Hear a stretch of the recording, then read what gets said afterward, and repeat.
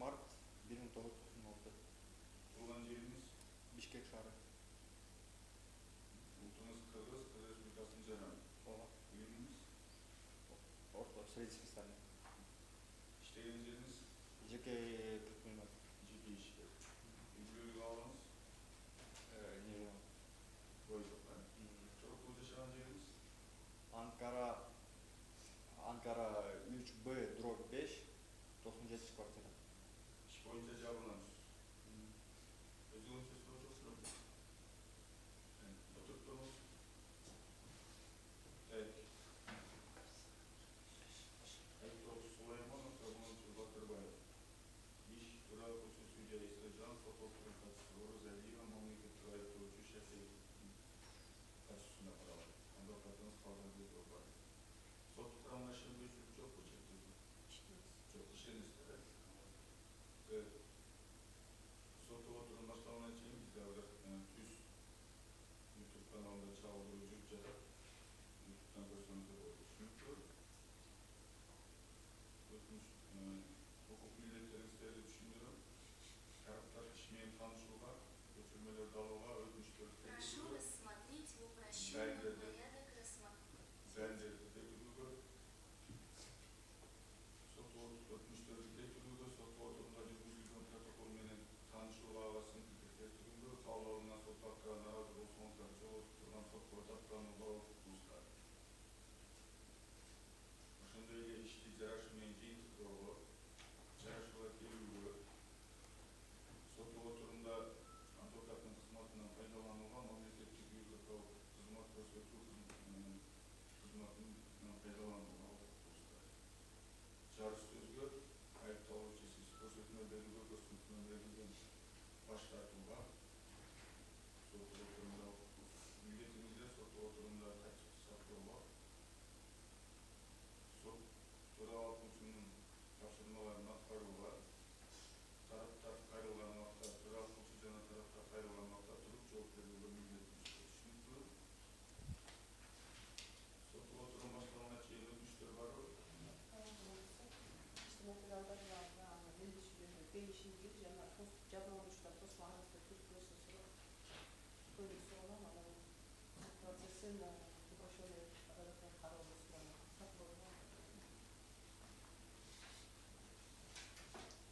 Iş boyunca айыпталуучу Сулаймановдун жалбыргуучу Батырбаев жарашууга келишип, жарашуу келишимин түзүптү. Эки тараптуу. Айыпталуучу Сулайманов адвокатыңызды колдойсузбу? Колдойсуз. Жалбыргуучу Батырбаев колдойсузбу? Жарашууга келдиңиздер. Туруп жооп бериңиз. Колдойсуз.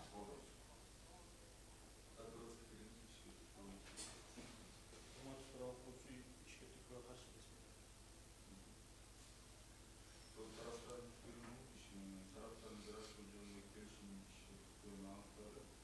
Башка өтүнүчтөр жокпу? Ошо негизинде упрощенный порядокто кароо сураным, анткени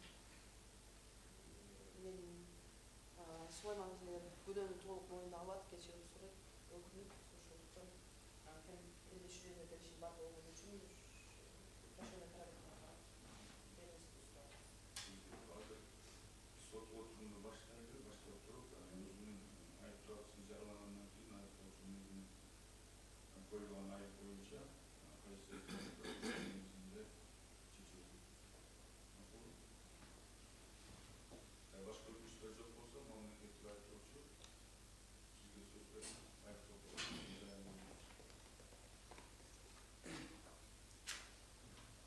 Урматтуу төралгычы, урматтуу соттун катышуучулары, Сулайманов Медет Абжапарович 2026 жылдын 12 апрелинде колдоо менен саат 17:30 чамасында Бишкек шаары Анкара көчөсү 3Б/5 дарегинде жайгашкан бөлмөнүн ичинде 6 март 1996 жылы туулган Батырбаев Арген Мухамбетович менен өз ара пикир келишпестиктен улам алардын ортосунда жаңжал чыккан. Жаңжалдын жүрүшүндө Сулайманов өз аракеттерин коомдук коркунучтуу мүнөзүнө аңдап билип, анын кесепеттеринен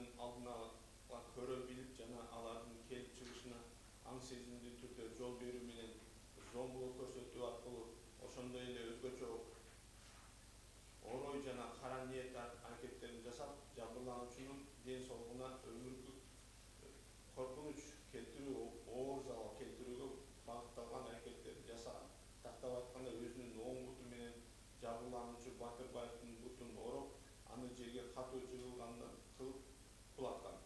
Натыйжада жабырлануучу Батырбаев денесине алган жаракаттардын негизинде Кыргыз Республикасы Саламаттык сактоо министрлигине караштуу номер 4-шаардык клиникалык ооруканага жаткырылып, ага медициналык жардам көрсөтүлгөн.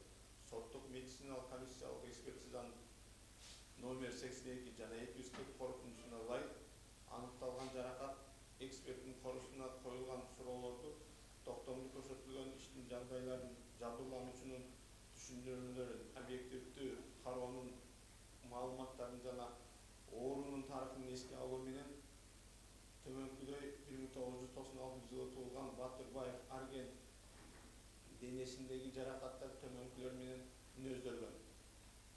Балтыр сөөктөрүнүн көп сандагы сыныктары, оң буттун 2 тоңуунун жабык сыныгы, чоң жүлүн сөөктүн арткы четинин жылуушу менен коштолгон сыныгы, балтыр сөөктөрүнүн көп сыныгы, 3 тоңуктун сыныгы жана сөөк сыныктарынын жылышуусу, ашык сөөктүн арткы жана сырткы каптагы жартылай жылышы, балтыр сөөктөрүнүн төмөнкү бөлүгүндөгү синдисмоздун жабыркашы, муун көңдөйүнүн кан коюлуу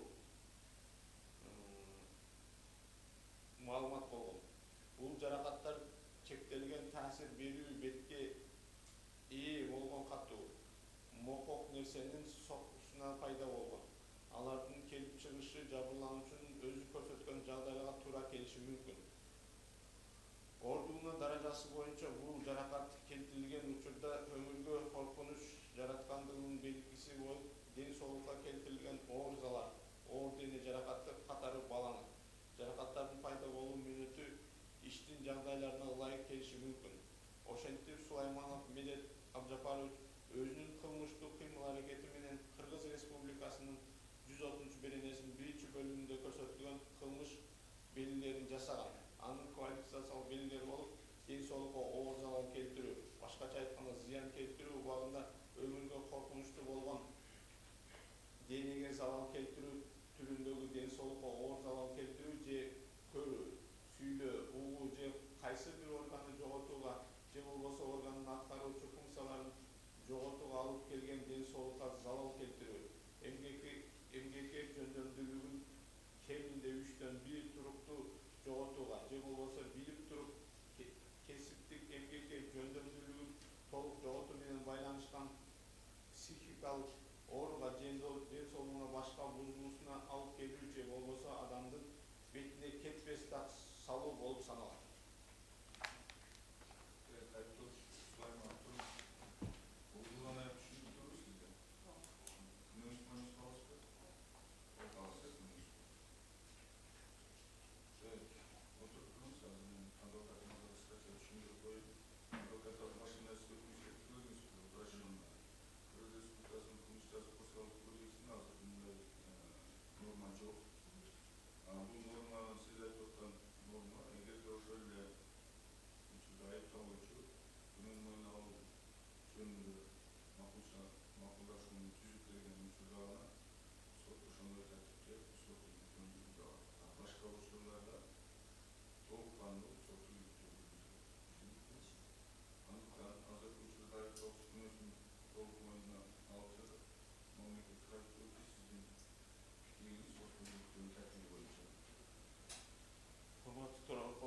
Соттук үгүттөрүнү жабырлануучудан баштасак, жабырлануучуну сурап, андан кийин айыпталууну сурап, иш материалдарын изилдеп, андан жарыш сөзгө чыгып деген сунуш.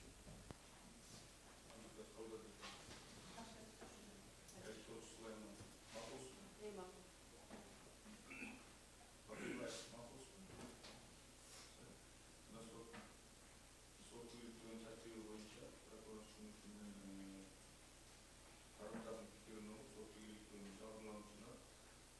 айыпталуучунун сурап, иштин материалдарын иликтеп, чыгыш сөзгө, акы сөзгө чыгарылган. Жазылган ишкербиз. Батырбаев. Сот отурумда жабырланышка тарап сураласыз. Жабырланып көрсөтүү нерсеңизди көрсөтмө берүүдөн баш тартсаңыз, Кыргыз Республикасынын Кылмыш кодексинин көрсөтүүнүн 365 бөлүмү боюнча жоопкерчиликке тартууңузду эскертем. Колдоо бериңиз.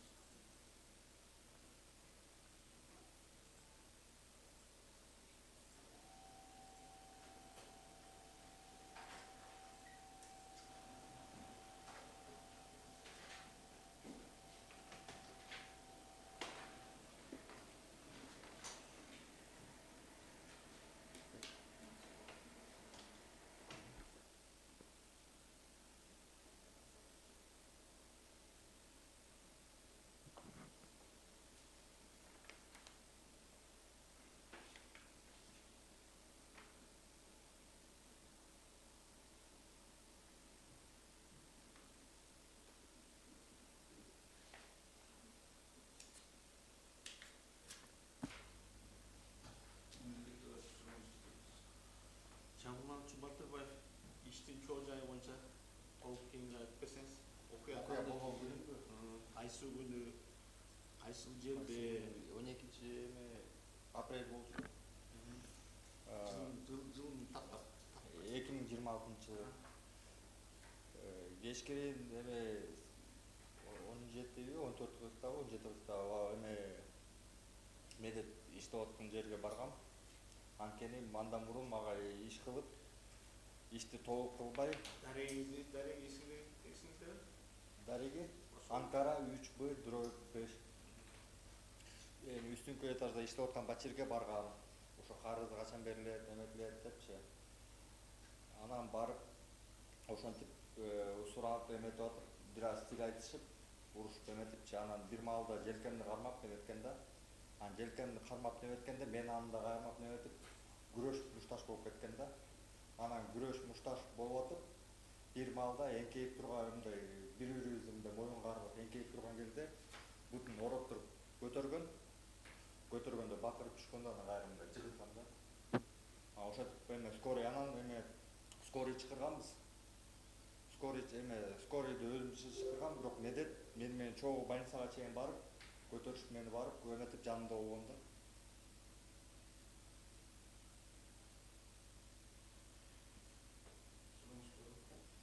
Тактап айтсаңыз, сиз кармашып аткан учурда сизди көтөрүп туруп өзү жыктыбы же жыгылдыңарбы? Кандай болду ошол жер ошол учурда? Мындай өзү атайын жыгыттыбы же эме жыгыттыбы, мындай толук айта албайм да. Анткени мындай көрсөтүп берсем болобу?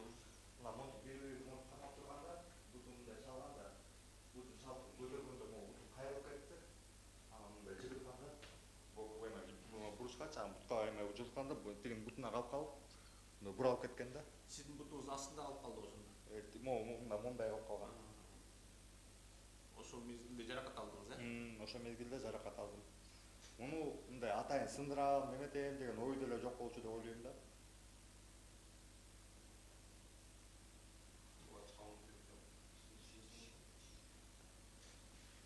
Ошондо сиздер og'zaki urush баштап айыпталуучу сизди айыпталуучу Сулайманов кармап жыгыптыр да, Og'zakidен кийин мындай күрөшүп кеткенбиз да. күрөшүп кармашып кетти, Кармашып кеткенбиз. Азырынча сурам жок бул материал боюнча. Адвокат Мен суроо жок, сизде барбы суроо? суроңуз барбы? Жабырыз багында тартышып Сизге сөз берилди. Азыр Суроо. Батырбаев көрсөтмөдө атат. Суроңуз болсо бериңиз. Суроо жокпу? Сизде барбы? Жок. Адвокат. Батырбаев айтсаңыз, сиз айтып атпайсызбы, могу күрөш маасы менен ошол атайлап сизди жыгыттыбы же оксуткан болуп кетти? Кандай болду ошо? Ошондо күрөшүп атканда эми мындай тигинин да жини бар, менин да жиним бар. Атайын кылган деле ой жок болду деп ойлойм да. Атайын кылды депчи, атайын сындырам деген ою жок болчу. Атайын сындырам деген Çıkardı, size alıp da O. biz alışıp ettiği görüşüp. ооба ушул Ошол убакта жанагы ыкма, билем, ошол ыкманы сизге атайын колдонду. Сиз айтып атпайсызбы, бутун ороп туруп анан ороп же нөтө кокусунан кулап калдыңызбы? жок бутун прям колун бутка салганда а бирок бутка салганда уже кокустан эле может болуп кетти да толук айта албайм да Сиз анын үстүнөн ашып түштүңүз. эме жок мен наоборот астында калдым Жок, ошо кулатып жатканда сиз анын кандай бутунда калдыңыз, бутка орол эме бутумдан мындай турганда мына мындай болчу мындай жабылып Ошол ыкманы атайын кылды ошол жерде. айта албайм атайынбы атайын эмеспи оюнуна кирбейм да кокустук деп деле ойлойм Жок, кокус кулап калган ал башка. жок эми көтөргөн да меничи единственный ошол көтөргөн а дальше көтөргөндөн кийин уже жыгылганыбыз уже өзүн кармабай кеттиби же атайын жыгыттыбы уже билбейм да анысынчы Белиңизден кармап көтөрдү. жок мындай бири бирин моундай бою чоңураак да мойнунду кармады бир колу менен мындай кармаганда моундай көтөргөндө көтөрүп анан уже жыгытканда өзүн кармабай кеттиби же атайын жыгыттыбы мен айта албайм да Көрүштү билесизби атайын ыкма бар, салып. ооба бирок атайын неметкенде прям отуруп алып туруп жыгытса бир болмок да мындай көтөрүп неметти да көтөрүп турупчу көтөргөндө уже кандай болуп кеткен толук айта албайм да мындай атайын жыгыттыбы же случайно жыгытып алды эми өзү кармабай кеттиби депчи өзүн кармай албай анткени өзүнүн веси да бар экен да өзүнүн веси менен мындай үстүмө түшүп калды да Ал жерде эмне себептен баргансыз? мага акча карыз болчу Канча сом? берип эметип атып ошондо канча 4800 калган 3800. 3800 кечиресиз Ал жаңжалдын чыгышынын башында эмне себеп болду? Ким баштады? уруштубу ну мен эме карызды сурап эме катып эле айтып эметип аткам качан бересиң тигиндей мындай депчи анан бир маалда мени желкеммен кармап келген да желкеммен кармап монтип эметипчи түртүпчү ошондон ары уже жугуш болуп кеткен Сиз тийишпедиңиз ага чейин. мен кол тийген эмесмин бирок сөз менен айткан сөздөрүм болгон Суроо бар? Азыркы убакта жарашмаңыз эч кандай болуп аткан жок. жок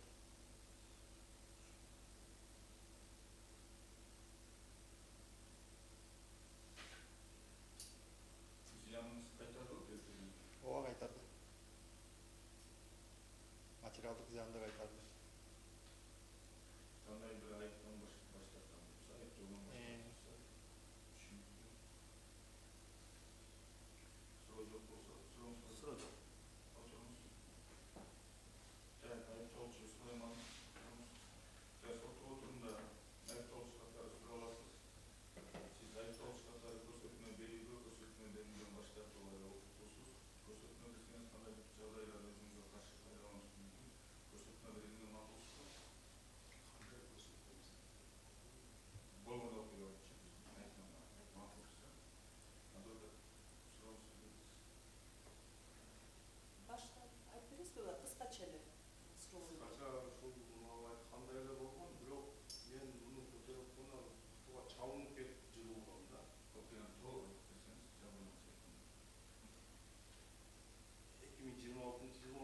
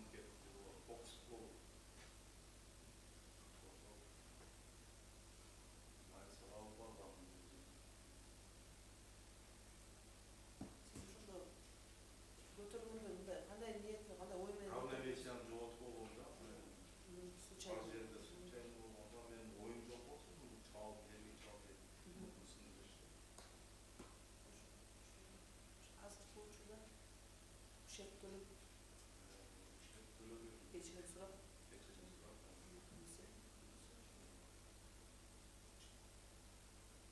Мустафа. жок. Сулайманов, айтсаңыз, сіз эмне себептен желкесине монтип жууп кармашып кеттиңиз? Кичине бакырган башка болгон ошолордун менин келип кетип эле мындай эле тартышкан, тартышкан деген ой жок болчу менин. Бирок карзым бар эле. Кичине туруктуу, биржима туруктуу дегенми, бул жактан акча алсам денебиз экен. Ошонун аркасынан кичине бакылышып кеттик. Мен муну просто бүтүп эле чыгарып коеюн дегем да, чыгып кетип тинч эле мен ишимди кылып элем, мына ишимди кылып элем деген ойдо эле мен болуп кийин ошону бакылышып кеттик. Жаман оюм жок болчу. Мурда иштегенмин, Жабырлануучу Батырбаев сизди биринчи баштадыбы уруп, жыгып же кармап бир коюп? жок, бул кирген дагы акчаны сураган. Мен беремин деп, кийин анан сөз менен бакылышып кеттик, кийин анан алышып, күрөшүп кеттик. Жабырлануучу айтып атпайбы, Батырбаев, мен эчтеке кылган жокмун. Жок, ошо жеп Сулайманов баштады, кармап. Жок, мен муну кармагам туура. Кармап туруп, мен чыгып кетти деген ойдо эле мындай сүртөйүн деп эле, кийин бул колунан кармады, ошону туура басып алып кетти да. Мен муну урам деген оюмда жок болчу вообще. Батырбаев айтып атат, аркаман мондой кармап көтөрдү жерде. Аркаман деген Могу жерден арка кайсы жерден кармады? жок, монтип бири-бирибизди монтип кармап турган жерде болду да. Көтөрдү турган жерде. Көтөрдү деп атат. Жок, мен эми муну Күрөшүп эле кучакташып көтөрүшүп кеткенбиз. Ошол болгондо мындай эле көтөргөндө бутуга тийип чалынып кетип эле үстүгө басып түшкөн. Ошол просто менин астымда калып кеткен да булчу. Көтөргөндө Буту мына алама кирип калган экен таз жерде. Ошон эмне себептен сиз астында калбадыңыз да bunun үстүнө жыгып атасыз? Кандай болуп калды? билбейм. Мен мында көтөрүп атканда чыгып кетканда мындай кыла койдумбу, мен да өзүмө түшүнбөй калдым, астымда калып кетти да бул. Бирок ой жок болчу, үстүгө мушкача алгандай деген. Жабырлануч сурамызга сөзү. Менди урушту ким баштады башында? Урушту так. Бул кирип ошол акчаны сураган.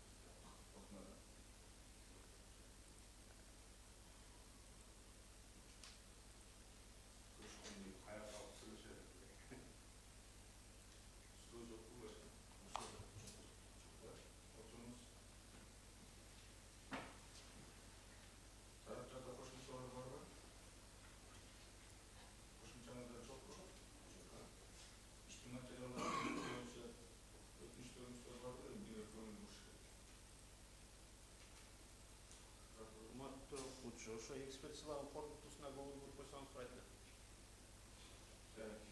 İşte materyaller boyunca bilimisi sosyal korkunuz var. Birincisi işbirliği 26. İkincisi işbirliği 37. 13. Mart 2026 yılı çıkan sosyal temsil ekspertiza.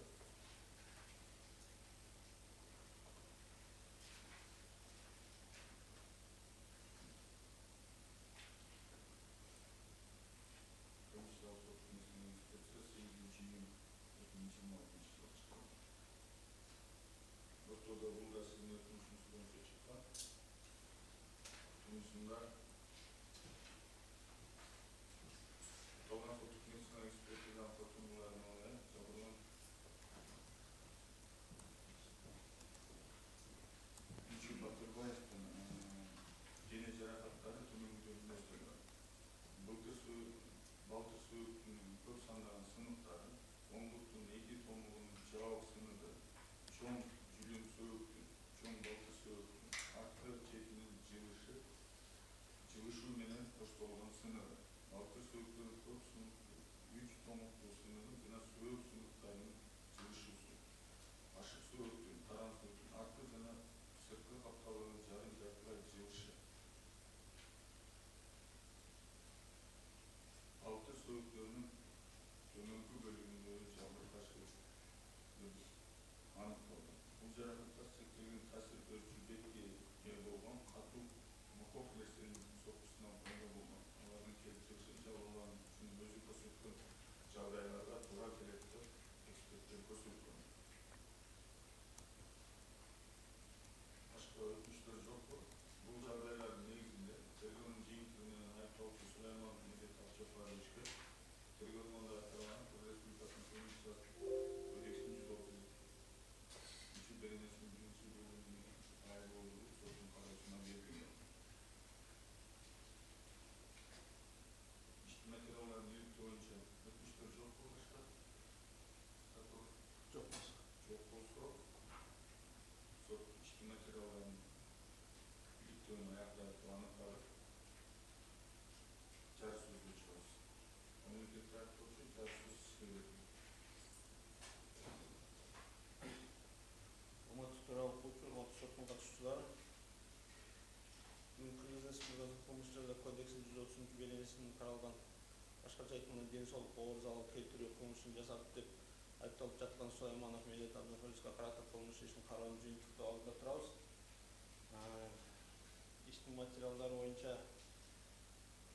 жабырлануучуну айыпчаны сурап, анын иштин материалдарынын негизиндеги жыйынтыгы менен мен тергөө органдарынын тарабынан коюлган айыптоонун толугу менен колдойм. Айыпталуучунун күнөөсү, жабырлануучунун күбөнүн, айыпталуучунун өзүнүн, соттук медициналык экспертизалардын жана башка кылмыш иштин материалдары менен толугу менен далилденди. Ушуга байланыштуу урматтуу төралык болчу Сулайманов Медет Абжапаровичти Кыргыз Республикасынын кылмыш жаза кодексинин 130 беленесинин 1 бөлүгү менен күнөөлүү деп таап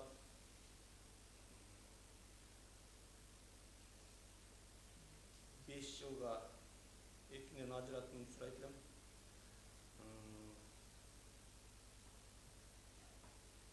Ишинин жазасын жалпы режимдеги түзөтүү колониясында өтөсүн сурайм. Ошондой эле Сулаймановго карата башка кароо чарасын өзгөртүүсүз калтырууну сурайм.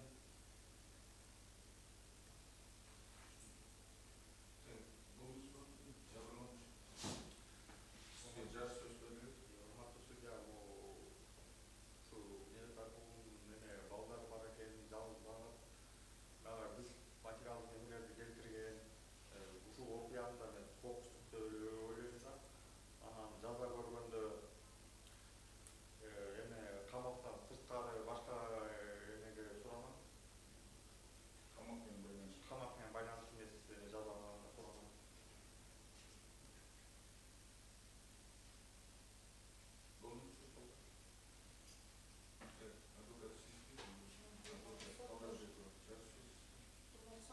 айтылган эле кичинекей балдар бар эске алып мурун соттолгон эмес. Азыркы учурда бүт чыгым толук менен төлөгөн. Сулайманов өлкөдө кечирим сурайт. Баары түшүнүү мындай иш эмеге кылмышка башка эч качан барбайт. Ошол үчүн 82 беренесин кылып бересин 82 беренесин болот. Ошону камакка байланышпаган чара көрүлүшүн сурабыз. Айыпталушы Сулайманов тұрыңыз. Сізге жас сөз берілді, ondan sonra sotum.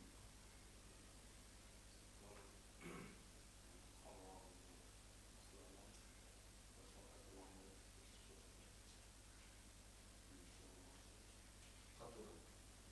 Башка кайталамай кетип болмоду. Адвокатыңыз қолдайды. Камакка Камақпен байланышпаған.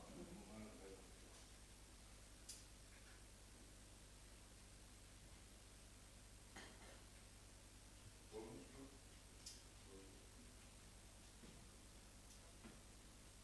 Тараптарға айтылғандарға реплика қайшы айту бар ма? Жоқ па? Жоқ болса, айыпталушы тұрыңыз. Сот сізге ақ сөз береді, ondan sonra сот.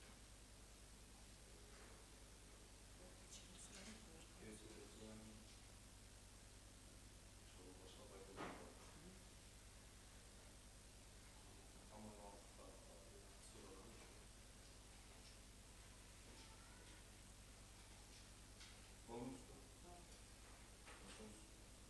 Сот шешім қабылдау үшін өзінше бөлмеге бөлінеді.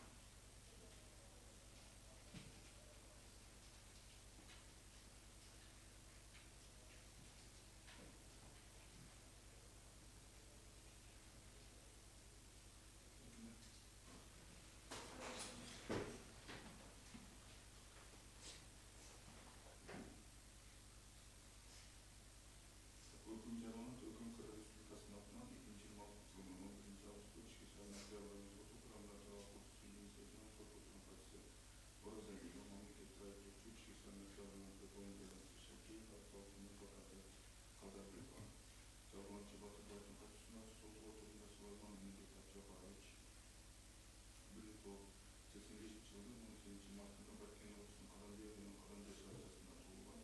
Улуттук Кыргыз Республикасынын жарандык билими орто үлгүдөгү мотосокл курулуш тармагынын иштетүү убактылуу ишке шаарынын Скрябин өлкөсүнүн КССнын 21 баптын тургуну. Иш боюнча бөгөт боюнча Карасбектин 20-жыл 18 июнунан баштап камакка айыптоо акчынын көчүрмөсүнө убагындалган. Кыргыз Республикасынын кылмыш жазгы рейсинин 9-бөлүмүнүн бөлүмүнүн айыпталган карата кылмыш ишин карап сот тапты. Сулайманов Мирет Абжапар учурдагы бизнес өткөрүүгө баардык шарттар бар. Мына тийиштүү жумуш жасабы жарандардын ден соолугуна каршы кылмышка соодолоно түшкөн. Тактап айтканда ал 2026 жылдын 2 апрелинде Болтон 17:30 чамасында ишке шаар Анкара көчөсүнүн 35-5-беринде жайгашкан көп кабаттуу үйдүн бөлмөсүнүн ичинде 6 март 1996 туулган Батырбаев Баткен Мухамбетович менен акча маселеси боюнча пикир келишпестиктер болгон. Алардын ортосунда жаңылын жүргүзүүсүндө Сулайманов өз аракеттерин коркунучтуу мүнөзүн, анын кесепеттерин алдын ала көрө билип жана алардын келип чыгышынан сезилдүү түрдө жол берүү менен жоңдулук көрсөтүү аркылуу жабырлануучунун ден соолугуна өмүрүнө коркунуч келтирүүчү оор залал келтирүүгө багытталган аракеттерди жасаган. Тарап айтканда өзүнүн оңдукту менен жабырлануучу Батырбековдун бутун анын жергиге катуу жыгылгандай кулаткан. Натыйжада жабырлануучу Батырбаев денесинен алган жаракаттардын негизинде Кыргыз Республикасынын саламаттык сактоо министрлигине караштуу номер 4-шаардык клиникалык ооруканасына жаткырылып, дагы медициналык жардам көрсөтүлгөн. Комиссиялык соттук медициналык экспертизанын экспертизанын 82/240 корутундуларына ылайык Батырбаев Баткен Мухамбетовичтин денесиндеги жаракаттар төмөнкүлөр менен мүнөздөлгөн. Балтыр сүрөттөрүнүн көп сандагы сыныктары оң буттун экс томугунун жабык сыныгы, чоң жүнүн, сөөктүн чоң балтыр арткы четинин жыңышы менен коштолгон сыныгы, балтыр сөөктүн көк сыныгы, үч томуктуу сыныгы менен сөөк сыныктарынын жылышуусу, ашык сөөктүн, тарам сөөктүн арткы сыныгы сырткы капталбай жарым жартылай жылышы, балтыр сөөктөрүнүн төмөнкү бөлүгүндө жабыр ташы, сыныр мыйзын муун көңдөйү кан коюлуусу менен аныкталган. Бул жаракаттар чектелген таасир көрүүчү бетке ээ болгон катуу мокок нерсенин соокусунан пайда болгон. Алардын келип чыгышы жабырлануучунун өзү көрсөткөн жагдайларга туура келиши мүмкүн. Оорунун даражасы боюнча бул жаракаттар келтирилген учурда өмүргө коркунуч жаратканынын белгиси боюнча ден соолукка келтирилген оор дене жаракаты катары бааланган. Жаракаттардын пайда болуунун өтүштүн жагдайына ылайык келген деп аныкталган.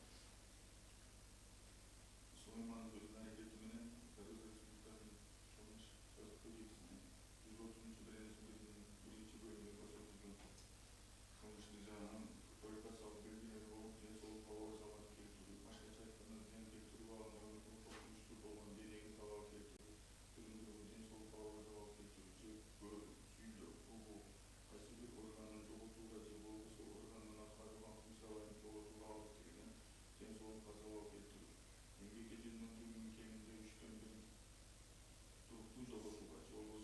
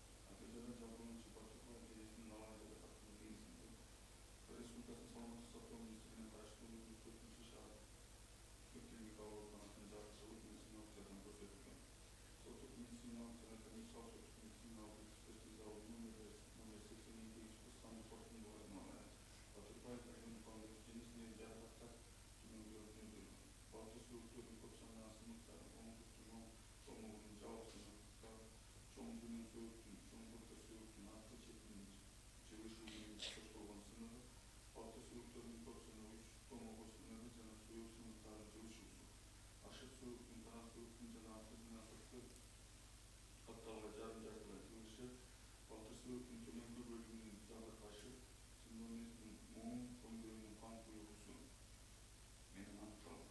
Бул жаракаттар чектелген таасир берүүчү беттүүлүккө ээ болгон катуу мохок нерсенин сокусунан пайда болгон. Алардын келип чыгышы жалпы бүкмөс көрсөтмөсүнүн жагдайларына туура келет.